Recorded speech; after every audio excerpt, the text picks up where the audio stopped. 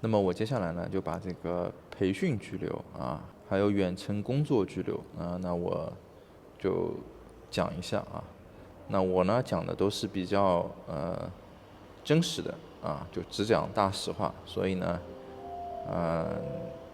大家听了呢，就是可能觉得跟有些人讲的会不太一样啊，那你自己就是多了解、验证一下，或者问一下人家办过的人，你就知道了啊。首先我就讲一下这个远程工作居留吧。那么远程工作居留呢，就是西班牙，它呢在这个去年2022年的时候呢，它推出的一种新的这种居留的模式啊。因为在2022年吧，就全球许多的国家呢，它都推出了这种远程工作居留的这种形式。这个居留呢，很多国家呢，它名字也叫做数字游民啊，就是意思是什么呢？顾名思义啊，就是说你不需要在这个你要居住的地方工作啊，你只是以一种就是旅游的状态生活在这个地方，但是呢你是从事的工作呢是在另外一个国家的啊。就比如说很多什么设计师啊，很多这种电脑远程的这种程序员呐，还有什么编曲家呀，反正挺多的，对吧？只要就是你可以在远程有工作，然后呢，你就可以申请这个签证啊。那这个签证呢，它是可以在你所在国的国家申请啊。就比如说你原来是中国的，你就可以在中国申请；你原来是美国的，你就可以在美国的地方申请。它呢也可以就是说你到了西班牙以后你再申请比如说你通过旅游签、商务签或者别的什么居留、别的什么签证就是你过来，然后呢你就在你的签证有效期结束之前呢，你就可以提出申请。申请的话呢，就是你要提交的就是首先是这个公司就是他雇佣你的这一系列的证据。那么这一系列证据呢，就包括什么呢？比如说工作协议然后每个月给你固定的发的这个工资还有呢就是他允许你在这个远程工作的这个承诺就有的人他虽然有个合同，但是他上面没有写清楚他是允许他在远程工作的，对吧？那这个远程工作可不是一个出差这么简单就是他同意的那还有呢，就是证明你这个收入的一个税收这个很关键因为有的人想，那我有个协议我自己有公司或找我朋友有公司给我出个协议然后工资我自己就是银行这边有一些收入，对吧？但是它是要看你这个实实在在的报税的并且呢，就是它也要看你这个公司的一个性质就你这公司是那种名不见经传的小公司不知名的公司或者说一看起来就是说有点问题的，这种都不行它必须呢就是这公司要有一定的规模有一定的知名度，然后呢你这个人本身呢就是你也是一个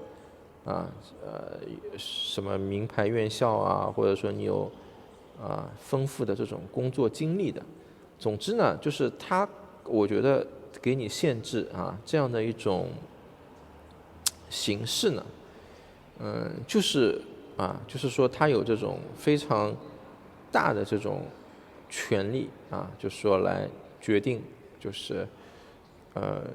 到底你会不会获取这个居留。那么这个居留呢，就是说如果你在原始的国家申请呢，你是可以先获得1年的有效期的居留，就跟其他的远程申请的就跟其他的像什么非营利居留啊，就是你在所在国申请的差不多的，都是先拿1年，然后再续。但如果你就是到了西班牙，你从西班牙这边进行申请的那么你有可能呢，你就是能够获得3年的这个居留，这个是有可能很多人就直接说来了就能获得3年这个不是的，就是他有可能也是给你1年，有可能也是给你2年，有可能是给你3年，这个不是根据就是那些人说的你一来就有3年。那还有一点呢，就是它可以允许你在西班牙这边呢获得一个收入，这个收入呢是占你总收入的这个20%那这个就是要通过报税了，就到时候你需要报税，报税以后呢，你的收入在这个当中不能超过20%，对吧？就比如说你举个例子比如说你是一个设计师，然后呢，你一直远程的为你所在国的公司设计那么你在西班牙呢，就是你也可以赚一点钱，但这个钱呢是不能超过你1年总的20%的。那超过了呢，就肯定不行，对吧？他就有权利取消你的居留。那么这个居留我觉得呢，比起许多其他国家的那种什么数字游民或者说远程工作居留我觉得还是要差一些差一些，因为其他的没有那么多要求这个还有就是你银行里面要有存款就是你要有这个3倍于这边最基本收入的存款，反正算下来吧，差不多就是3000欧元这个以上1个月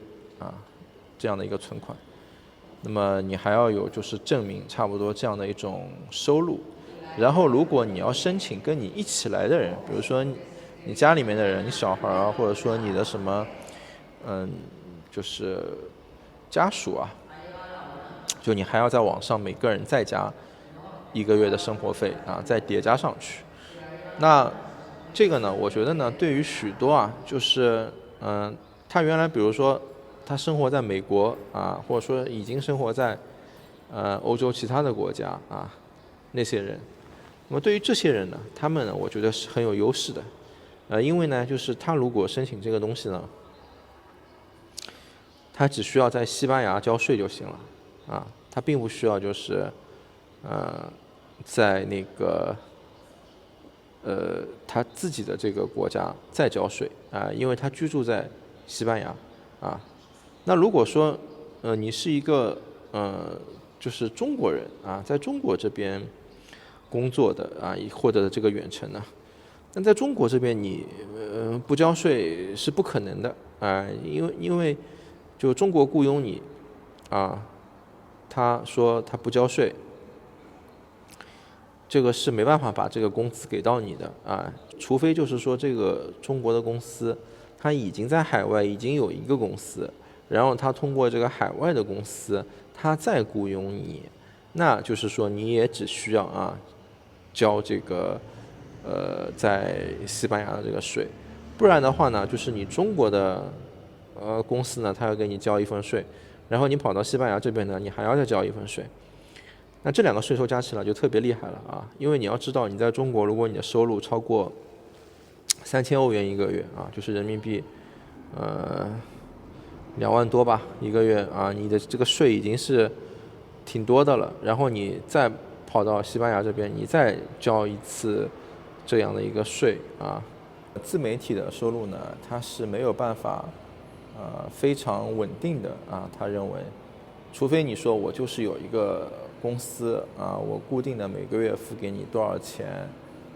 然后那个自媒体公司赚的钱跟这个公司去结算，这个公司付给你所有的钱，然后为你交上所有的税，对吧？但是这样算下来的话，其实你就等于每年花好多钱去买一个这样的居留，并且呢，就是如果你在这边生活你还要就是每个月房租啊、生活费啊各方面啊，对吧？就是你有这样的一种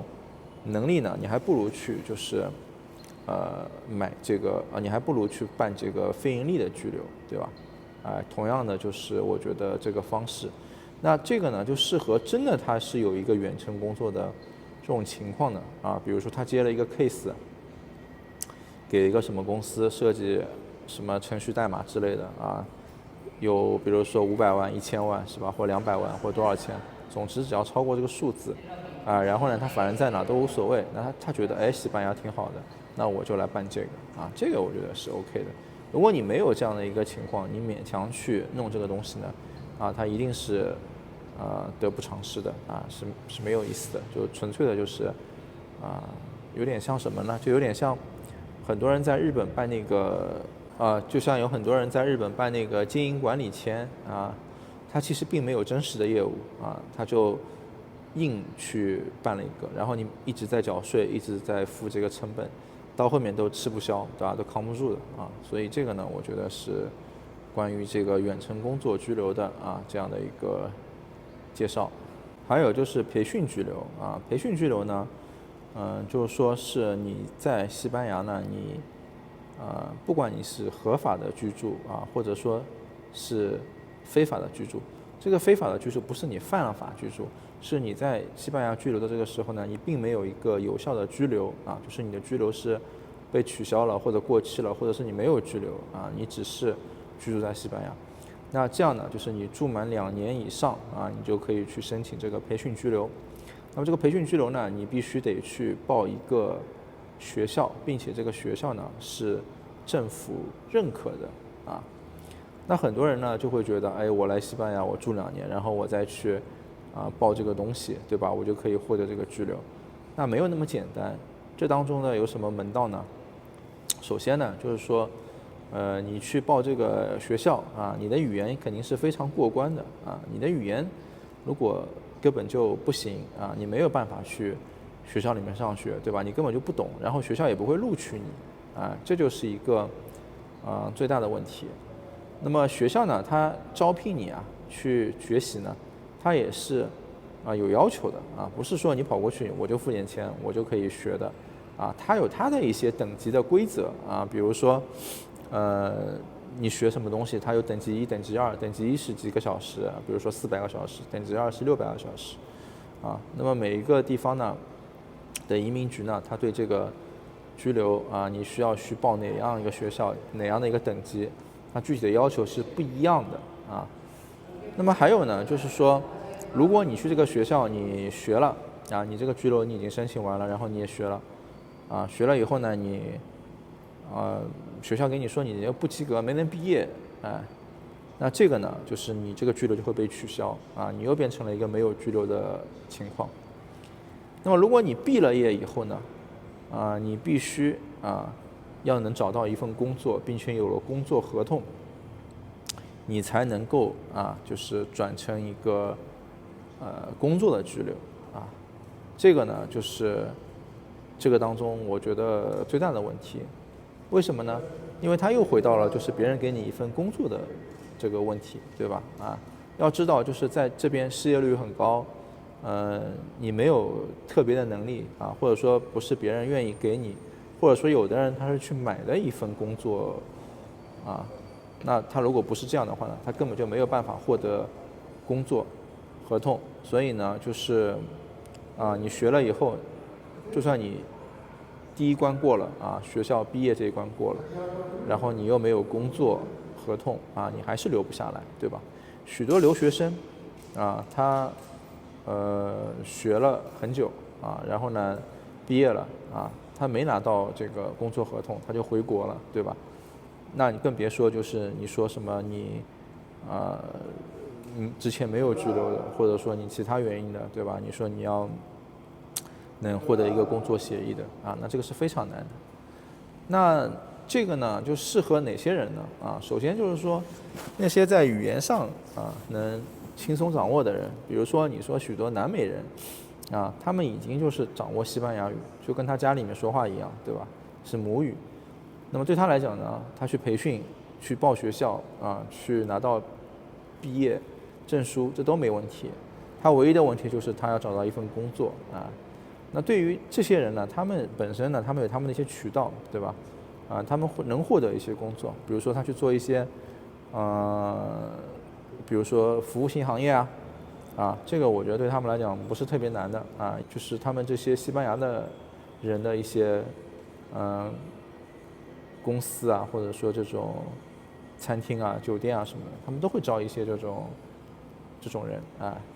但是你说你中国人或者说亚洲人，你说你天生不是以这个